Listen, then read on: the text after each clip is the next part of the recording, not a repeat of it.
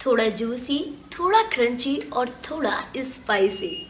जब इसने इंडिया में कदम रखा था तो नो डाउट कि हर स्ट्रीट फूड की जान बन गया था। मानिए जैसे भूकंप आ गया था।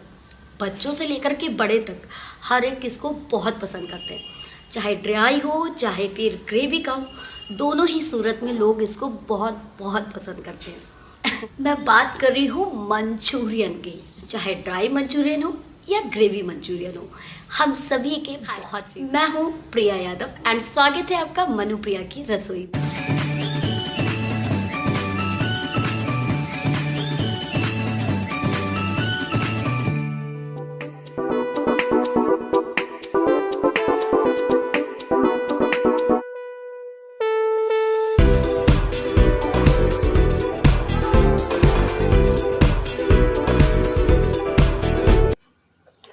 ये डिलीशियस सी दिखने वाली मंचूरियन रेसिपी अब आप अपने घर पर बनाइए, बच्चों को खिलाइए, आप खुद भी खाइए, क्योंकि ये बहुत ही ज़्यादा हेल्दी है एंड सॉसेस में डिप होने की वजह से ये बहुत ही ज़्यादा जूसी भी बनी हुई है। एंड सबसे बड़ी बात है कि आपको बाहर कैसे मिलता है स्ट्रीट फूड में, इसलिए बेटर है कि आप घर पर ही बनाइए। एंड मैं आपको दिखाती हूँ कि ये देखिए, क्रंची भी इस आपको वीडियो में दिखाऊंगी मैं कि ये कितनी ज़्यादा क्रंची बनी है, अंदर से कितनी ज़्यादा सॉफ्ट बनी है, और चूँकि ये सॉसेस के साथ में डिप की हुई है तो बहुत ही ज़्यादा जूसी भी बनी है।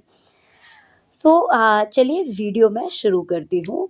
सबसे पहले मैंने यहाँ पर कैबेज लिया है। कैबेज को आप छोटे छोटे बारीक तरीके से भी काट सकते हैं। मैंने यहाँ पे लॉन्ग स्ट्रिप टाइप की काटा है। एंड अब मैं इसी में ही मैंने यहाँ पे स्प्रिंग ऑनियन भी यूज़ किया है एंड कुछ चिली भी, ग्रीन चिली मैंने डाला है। एंड अगर आपके पास में गोभी पड़ा हो तो आप वो भी डाल सकते हैं। एंड इन सबको मिक्स कर दिया है। अब मैंने यहाँ पर सब्जियों से ज़्यादा एक्स्ट्रा नमक डाला है, मतलब जितना आप नमक नॉर्मल डालते हैं उससे थोड़ा ज़्यादा ही डालिएगा। अब ऐसा क्यों है ये मैं आपको अभी बाद में बताती हूँ।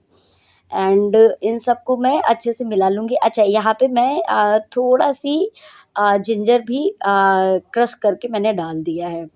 आप चाहें तो ये बाद में भी डाल सकते हैं और आप चाहें तो पहले भी डाल सकते हैं। एंड अब मैंने यहाँ पे थोड़ी गाजर रखी थी तो मैंने कैरेट भी डाल दिया है इसमें, और इन सबको मैं अच्छे से पहले मिक्स कर लूँगी। क्योंकि इसमें नमक मिला दिया है मैंने, तो कोशिश ये करिए कि आप पहले इसको अच्छे से मिक्स कर लीजिए, क्योंकि अभी नमक और चूँकि सब्जियों का जो पानी है वो सारा ये सब्जियाँ छोड़ देंगी नमक की वजह से। तो मिलाने के बाद में अब आप देखिए, मैंने इसको 10 मिनट के लिए छोड़ दिया था और अब आप देखिए कि इसमें कितना पानी निकल रहा है। मैं इसको मतलब हाथों से इसमें जो भी एक्स्ट्रा पानी था वो मैंने निकाल दिया। अच्छा, इस टाइम पर आप एक चीज़ और याद रखिएगा कि ज़रूरत से ज़्यादा भी पानी मत निकालिएगा, क्योंकि फिर बिल्कुल ड्राई हो जाएगी। अब ये पानी आप यूज़ बिल्कुल मत करिएगा ग्रेवी में। रीज़न ये है कि अगर आप थायराइड के पेशेंट हैं तो ये बहुत हार्मफुल है आपके लिए। एंड द बेस्ट ऑप्शन ये है कि आपके पास में अगर पौधे हैं तो आप उनमें डाल दीजिए, सबसे बेस्ट है। अब देखिए, यहाँ पे मैंने एक बाउल में सारी सब्जियों को निकाल लिया है निचोड़ करके, और ज़्यादा पानी मत निकालिएगा, थोड़ा पानी रहने भी दीजिएगा। यहाँ पे मैं 2 चम्मच के करीब मैदा डाल रही हूँ और 2 चम्मच ही कॉर्नफ्लोर डालूँगी। अगर आप ये तो मैंने 2 लोगों की क्वांटिटी बनाई है, अगर आप ज़्यादा की बना रहे हैं तो उस हिसाब से आप मैदे और फ्लोर की क्वांटिटी बढ़ा सकते हैं। अच्छा, कॉर्नफ्लोर नहीं है तो क्या करेंगे, आप अरारोट भी ले सकते हैं, क्योंकि अरारोट और कॉर्नफ्लोर दोनों में से कुछ भी अलग नहीं है, केवल पैकेट बंद और ओपन में अंतर है बस। ओपन में उसको अरारोट बोलते हैं और पैकेट बंद जब आता है तो उसको कॉर्नफ्लोर बोल देते हैं। ये है अजीनोमोटो। अजीनोमोटो आपको नॉर्मल पंसारी की दुकानों पे मिल जाएगा, तो आप वहाँ से इसको ले सकते हैं, वैसे ऑनलाइन भी मिल जाता है। ये एक चाइनीज़ नमक की तरीके, अगर आपके पास में ये नहीं है तो आप ये सफाई बिल्कुल मत दीजिएगा कि मेरे पास नहीं है अजीनोमोटो तो मैं नहीं बना रही, नहीं, आप नमक भी डाल सकते हैं इस जगह पे।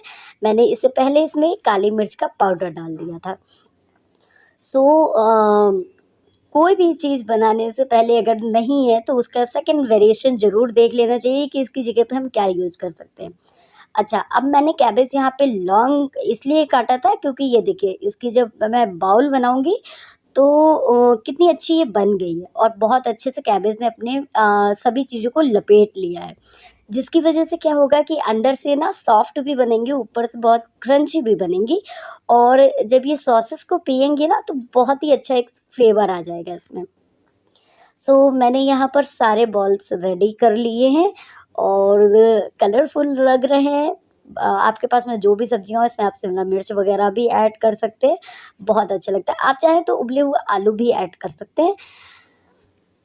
अब यहाँ पे मैंने कढ़ाई चढ़ा लिया है, अब कढ़ाई में मैं रिफाइंड डालूँगी। अच्छा, एक और टिप्स यहाँ पे दूँगी कि इसको सरसों के तेल में बिल्कुल फ्राई मत करिएगा, इसको आप रिफाइंड में ही बासमती ऑयल पे ही आप इसको यूज़ करिएगा इसके लिए, क्योंकि सरसों के तेल में ये अच्छी नहीं लगेंगी। एंड जब तेल गरम हो जाए देन इसके बाद में मैंने ये डाल दिया है। अभी आपको मैं कुछ टेस्ट करके दिखाती हूँ यहाँ पर। ये देखिए मेरी जैसे मैंने डाला है तो ये धीरे-धीरे ब्राउन से होने लगे हैं। एंड अगर आप ये कहें कि क्या ये फूट रही हैं, तो उसके लिए आप ये ज़रूर करिएगा कि एक बाउल जब बनाएँ तो उसको आप पहले डाल कर के ट्राई कर लीजिए। वैसे अगर आप इस तरीके से बनाएँगे तो बिल्कुल नहीं ये फटेंगी। आपको मैं अ, हिला कर के स्पैचुला की मदद से दिखा रही हूँ कि देखिए ये बिल्कुल भी नहीं फट रही है। जैसे मैंने बनाया था सेम वैसे की वैसे ही बनी है और बहुत अच्छे से हिला के भी दिखा रही हूँ इसी वजह से कि मेरी बॉल्स कहीं से भी क्रैक नहीं हुई हैं। सो ये ब्राउन हो चुकी हैं मतलब गोल्डन ब्राउन सी हो चुकी हैं, तो अब इस स्टेज पर मैं इसको निकाल लेती हूँ। अच्छा इसको ना सिम गैस पे ही फ्राई करिएगा, ज़्यादा तेज़ गैस पे करेंगे तो वो क्या होगा कि ऊपर से तो पक जाएँगे बट अंदर से कच्चियाँ सब्ज़ी जो रहेंगी वो कच्ची रह जाएँगी, सॉरी।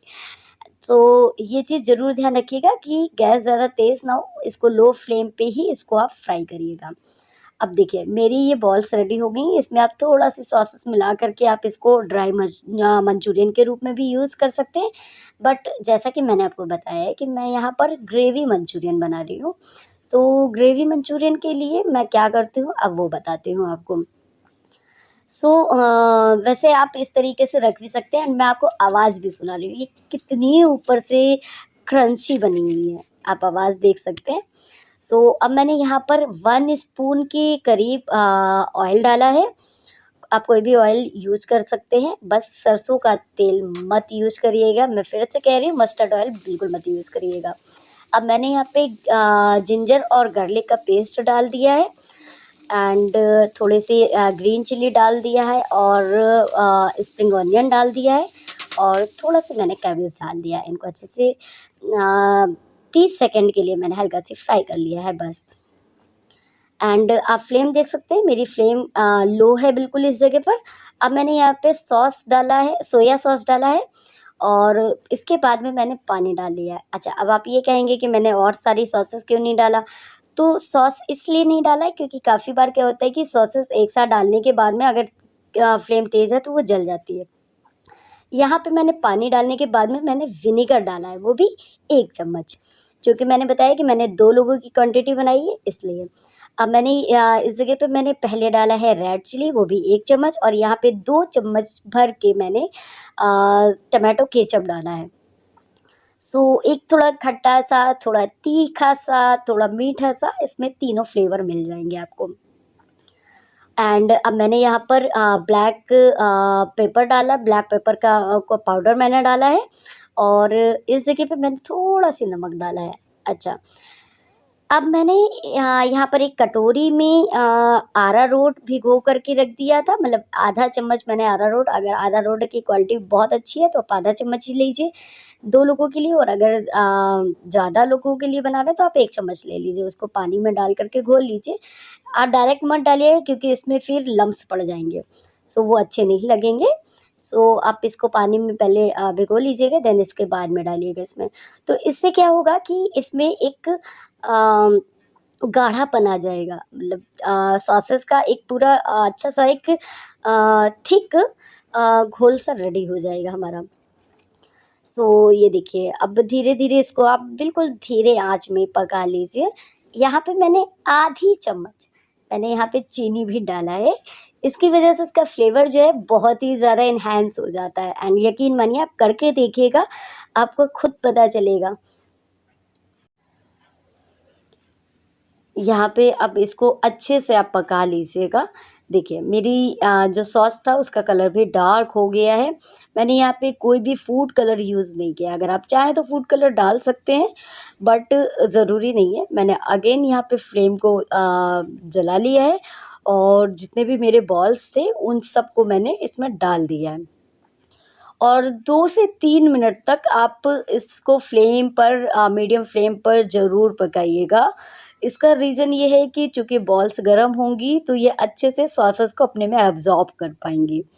सो ये प्रोसेस आप ज़रूर करिएगा। आप अगर ड्राई मंचूरियन खा रहे हैं तो आप ऊपर से डाल सकते हैं नो डाउट, लेकिन अगर आप ग्रेवी वाली खा रहे हैं तो जब तक कि बॉल्स के अंदर अच्छे से ग्रेवी नहीं आ जाती है, यानी कि बॉल्स अच्छे से ग्रेवी को नहीं पकड़ लेता तब तक मंचूरियन का मज़ा नहीं आएगा।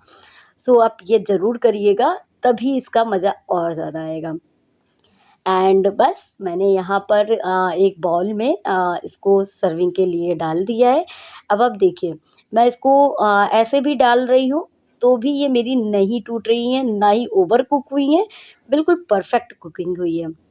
और सॉसेस में भीगने के बाद में ये भी नहीं है कि ये मतलब बिल्कुल अ, फट गई हैं या फिर इसकी जो थिकनेस है वो ख़त्म हो गई है, ऐसा कुछ भी नहीं हुआ है।